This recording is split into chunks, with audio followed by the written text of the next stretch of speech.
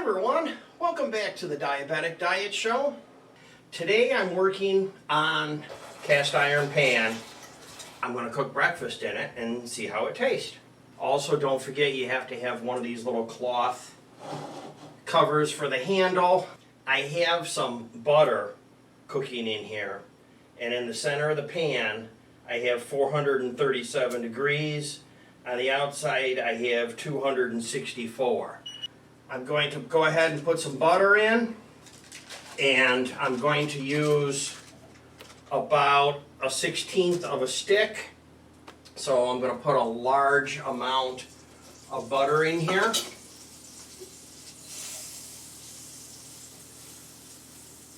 And I have a backup stick in case I need it. Now, one trick, if you'd like, go ahead and put oil in after you do this. It will do two things. One is it will lower the temperature of the oil in the butter. And here I have canola oil. If I hurry up, get that done,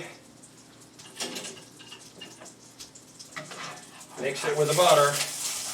There you go. Now you can hear by the sounds of the change. Now I have the butter and the oil mixed together. Now it's getting hot.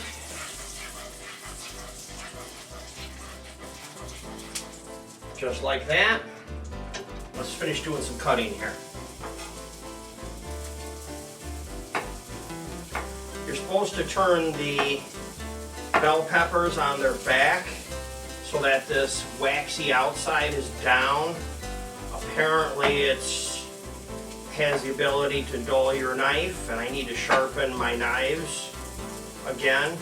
If you need to sharpen or hone your knives, check out my video that I have on that. I have a friend who is a knife aficionado, and he taught me some stuff, and it appears the guy knew what he was talking about. I hone these every once in a while, and I sharpen them occasionally. So if you'd like to see how to do that, I'll put a link in the show notes, and then you can see how that looks as well.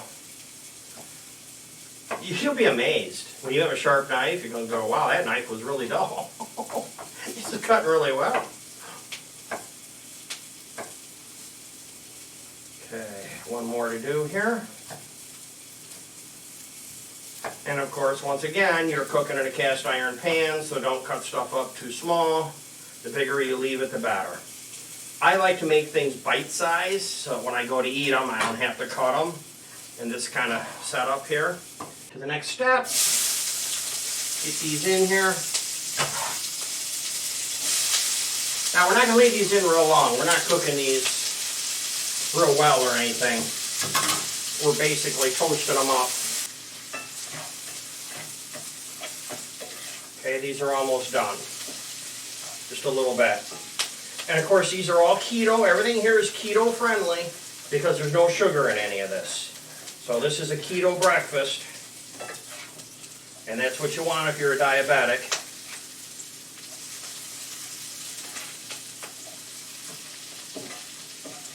And if you want sugar, sprinkle some sugar over it. Won't be keto, but it'll be sweet. So as these finish up, I have paper towels. I'm just going to take and try to fold these up a little bit and put them in this tray. I love this tray. I use it all the time for all different kinds of things.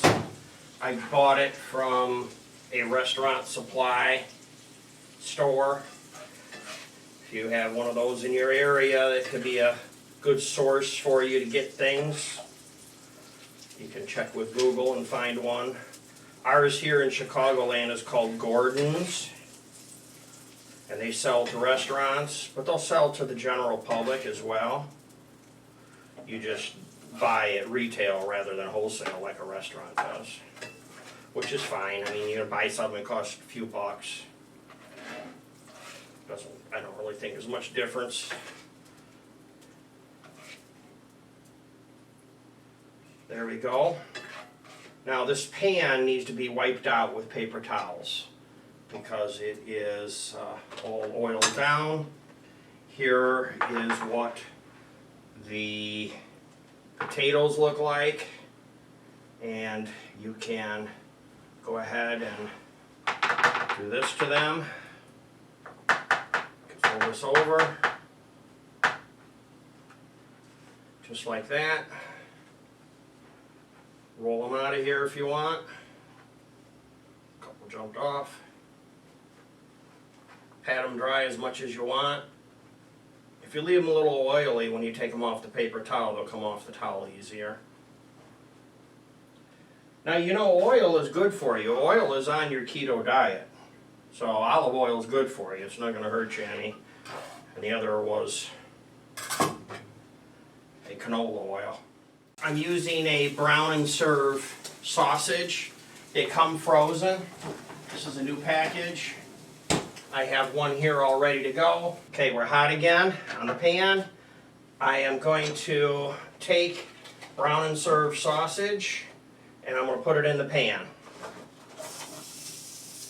Now this is frozen, but they're already pre-cooked.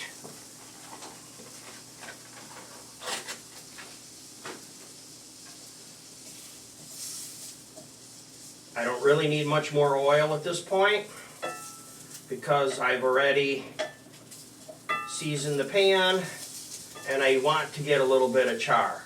Now, let's turn these over. I'm starting to get that font and char on them that I like. And you can kind of smell, too. That kind of helps you to know where you are in the cooking process. So, and of course, this pan, the more I use it, the hotter it's going to get. So, right now, I'm reading on the center. After I turned it down, 408 in the center, and then I go out to the outside, I got 346, and then I go up the side and I got 223. So the further away from the center, the cooler it's going to be. Let's just take a look at the second side, see what it looks like. They look pretty darn good. Here's the second side and here's the first side.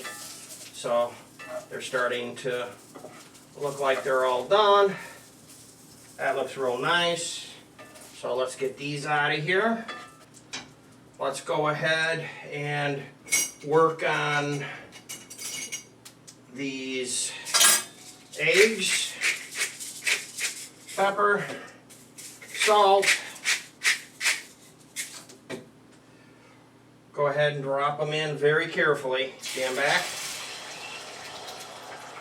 Watch your kids if they're doing this. That's the only danger with a cast iron pan, is that the newer pans are safer.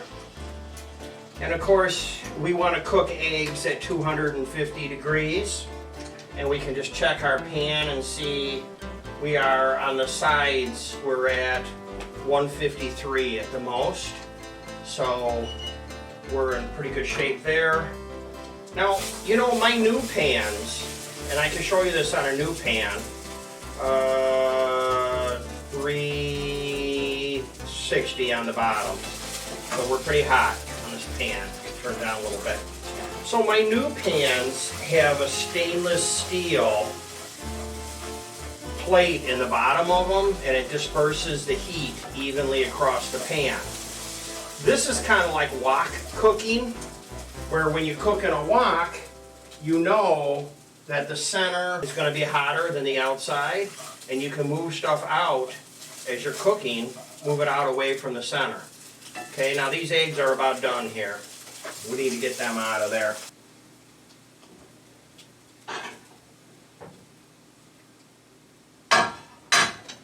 Let's get these out of here in a hurry.